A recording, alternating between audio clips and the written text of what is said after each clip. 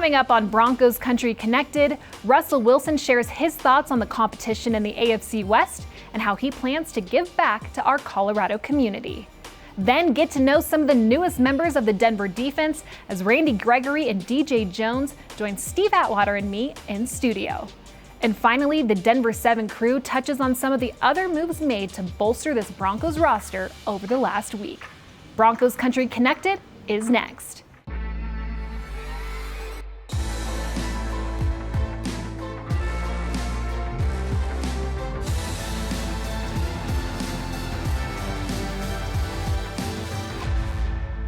The Russell Wilson era is officially underway here in Broncos country after General Manager George Paton and head coach Nathaniel Hackett introduced number 3 exactly 3 minutes into the new league year last Wednesday. After his press conference in which the franchise quarterback referred to his new teammates on several occasions, he stopped by the Broncos Media Center where we talked about the trade, the AFC West, and how he's already giving back to the Denver community.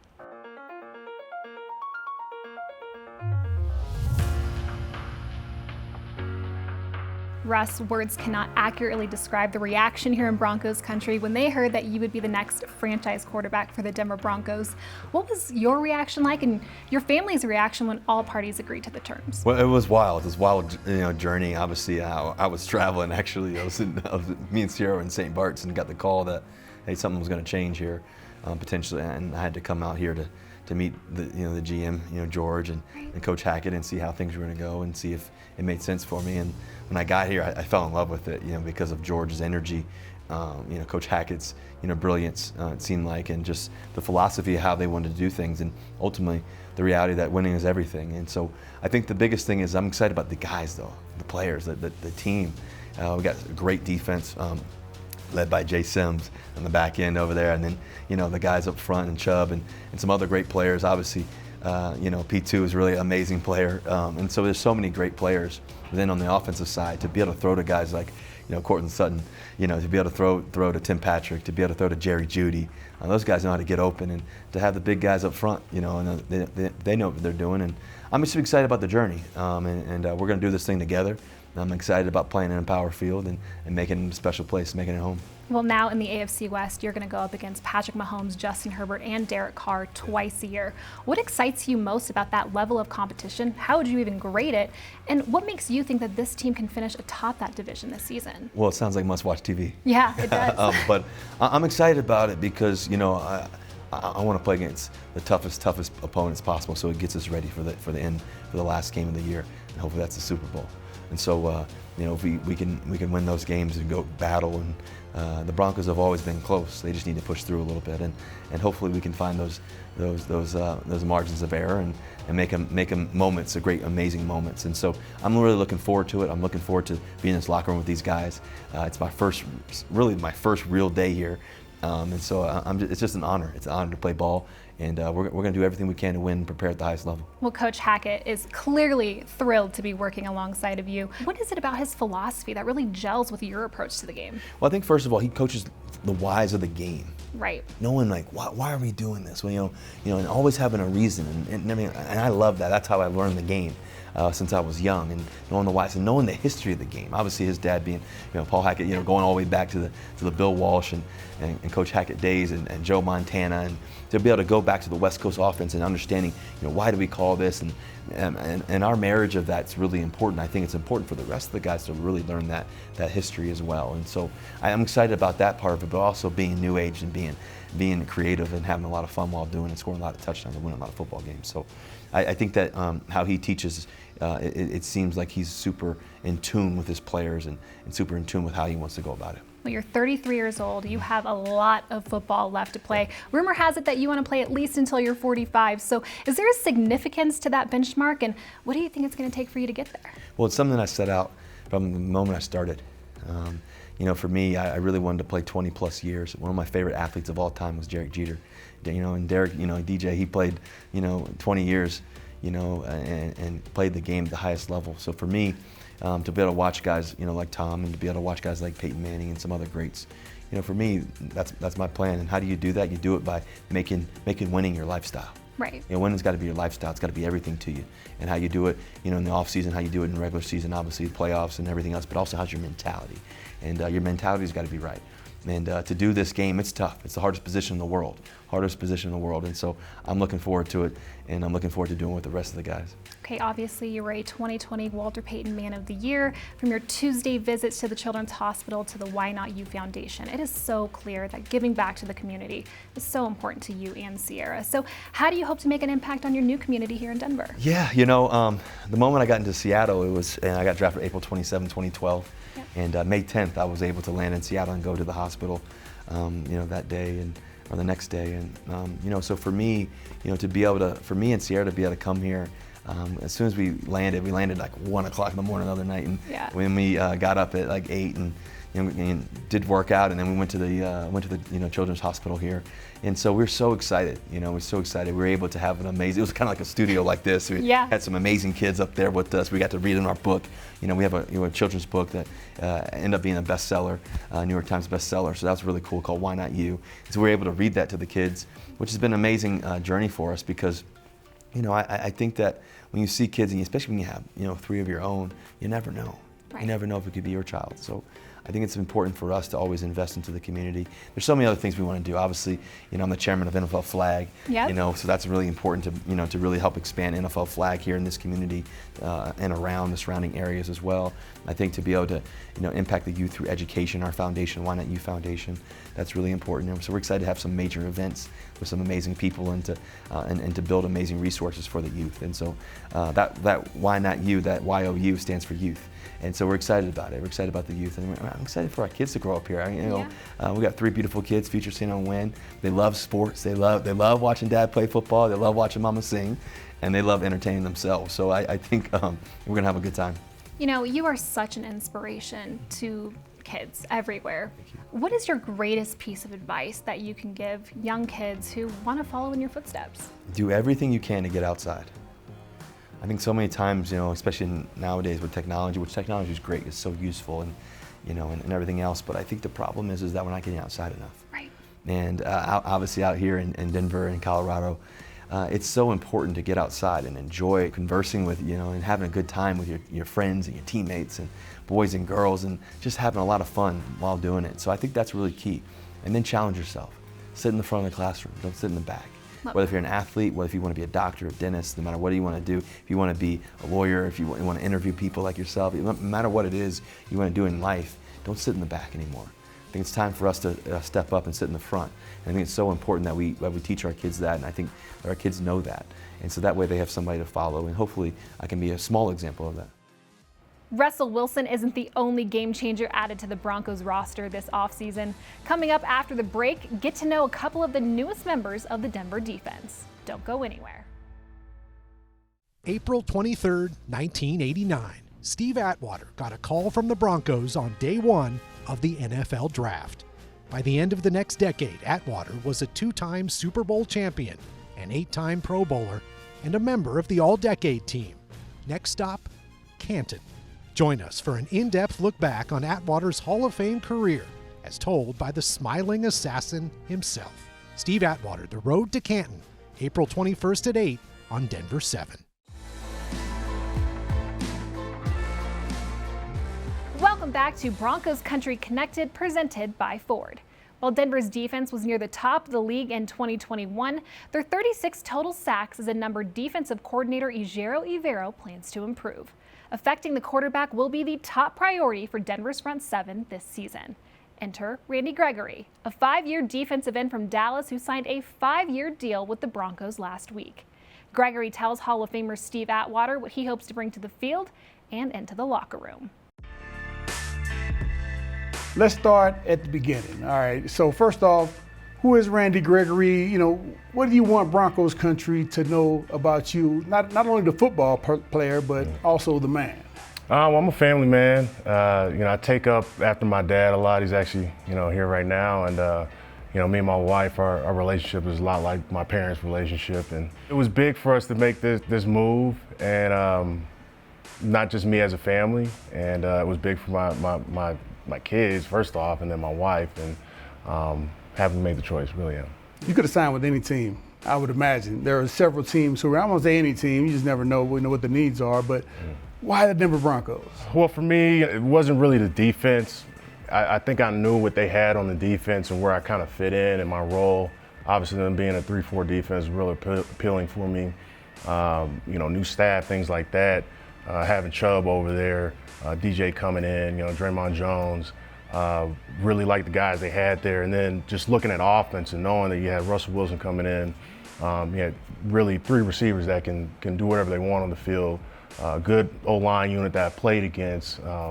And so you have all the tools right there. You got Javonte Williams back there. You have all the little pieces right there. So that was real easy for me to make that kind of decision.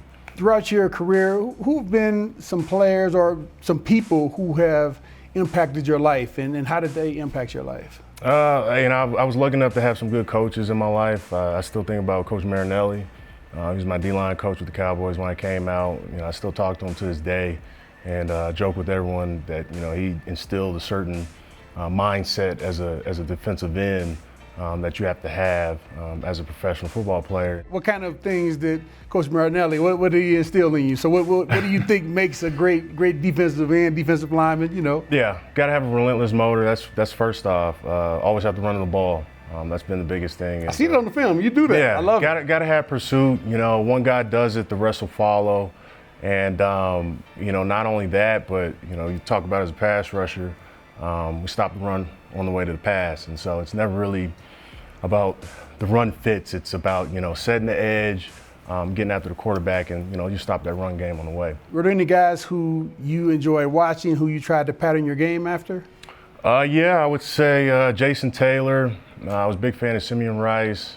When I was in high school, I lived in Indiana, so I got a chance to watch Robert Mathis a lot, Dwight Freeney, things like that. So obviously a big DeMarcus Ware fan, him playing in Dallas and playing here, and Von Miller. So I mean, those are, Von's a little bit different body type than me, but just his ability to bend and the way he approaches things, his angles, things like that, really makes him a good football player and sets him apart from some of the other guys that play the same position. Have you gotten a chance to sit down with Coach Evero and Coach Burt Watts and get an idea of how they're planning to utilize your talents? Yeah, I have. We actually had dinner. It went really well. I think the good thing is with Coach E, him coming from the Rams and seeing how they were able to use the type of pass rush that they had was real appealing for me. So getting a chance to talk to him and see how creative his mind is, and obviously me getting a chance to work with Coach Watts is going to be real big for me. So I'm real excited. I think there's a lot of creativity in the room,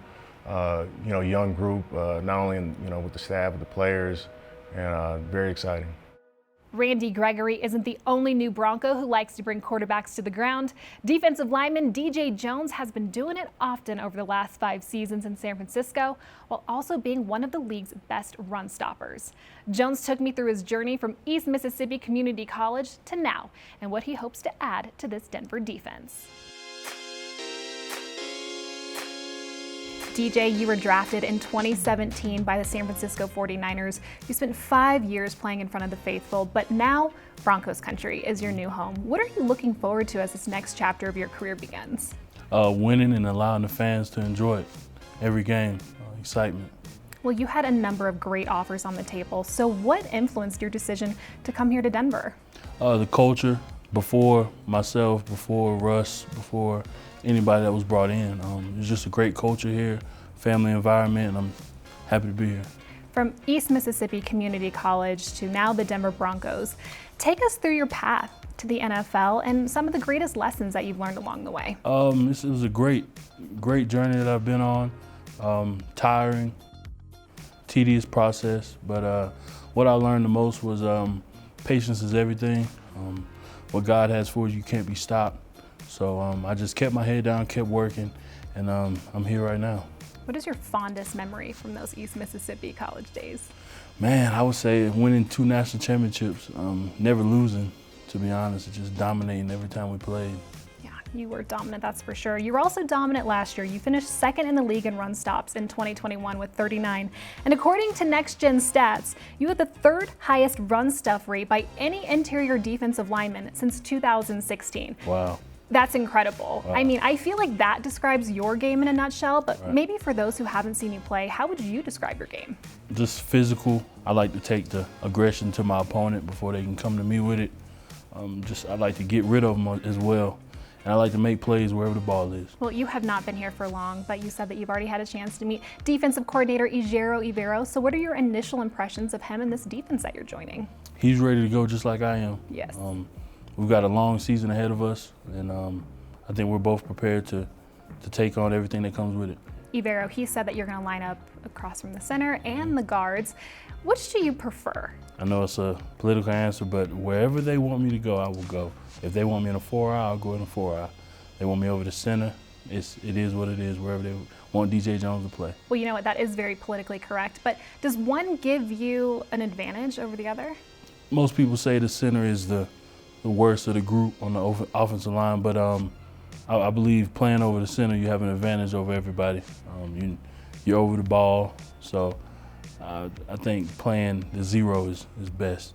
You can see the full interviews with Randy Gregory and D.J. Jones available now on the Broncos YouTube channel. Still to come on Broncos Country Connected, the Denver 7 crew reacts to the biggest moves made throughout free agency. Broncos Country Connected is brought to you by Ford Trucks. Built better, built stronger, built Ford tough. Things are heating up in Denver, and Empower Field at Mile High has the hottest entertainment all spring and summer long. Gear up for the Monster Jam and Supercross in April. Then kick off the concert season in May with Luke Combs, followed by the Red Hot Chili Peppers, Kenny Chesney, the Foo Fighters, and The Weeknd. Also, the Denver Barbecue Fest returns in June. For information and tickets, head to Ticketmaster.com. From bringing in a veteran pass rusher like Randy Gregory to immediately improving the run D with the addition of D.J. Jones, George Paton and the Denver Broncos have already addressed a few of their biggest needs. Let's check in with Lionel Bienvenu and Troy Rank for their reactions after the first wave of free agent signings and their thoughts on what might be next. Thanks, Alexis, and welcome to our Denver 7 segment brought to you by 1-800-GOT-JUNK. Well, it's a little bit lonely on the old set tonight. The big Super Bowl champ Ryan Harris is not here. He's taking some well-deserved time off to be with the family. We all need time off after the last couple of weeks around Broncos country, but we still got the goods. Broncos and NFL insider Troy Rank is here. Troy, we heard from the big three earlier in the show. Russell Wilson, Randy Gregory, and D.J. Jones. They are the stars of general manager George Paton's offseason so far. But even though you got the crown jewel, the quarterback, you know that no man's an island.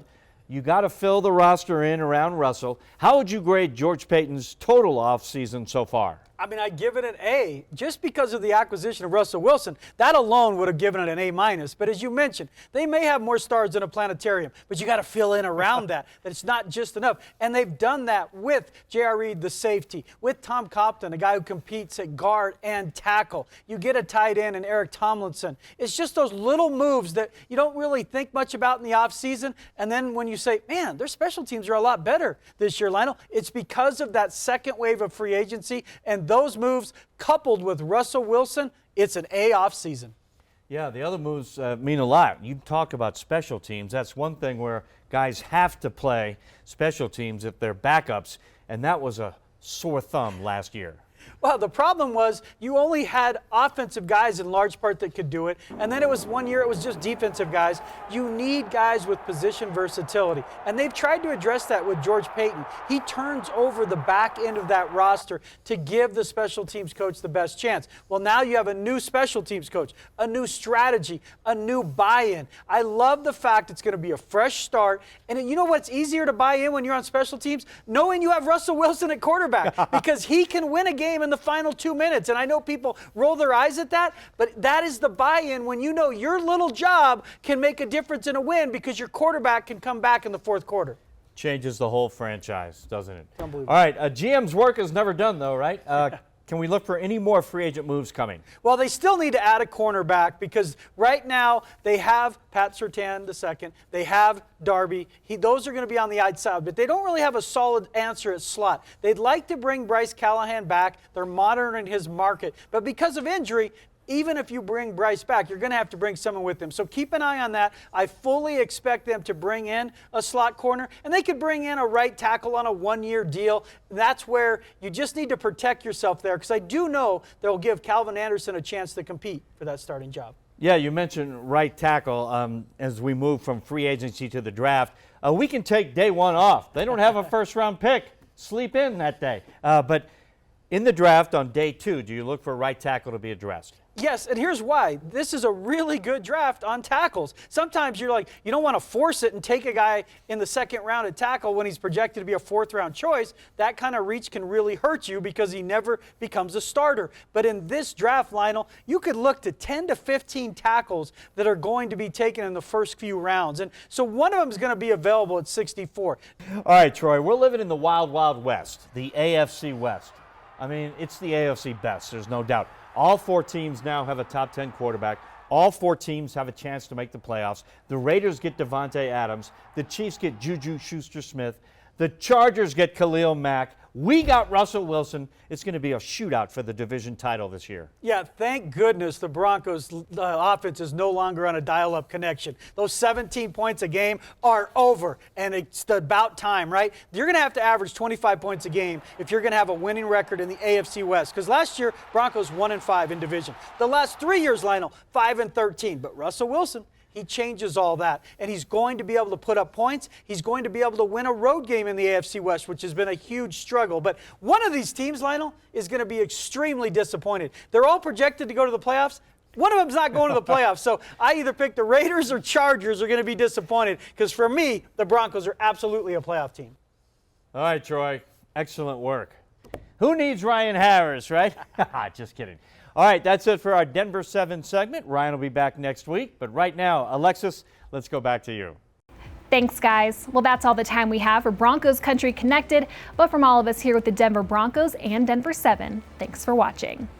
Broncos Country Connected is presented by Carpet Mill Outlets. Bigger discounts, better selections.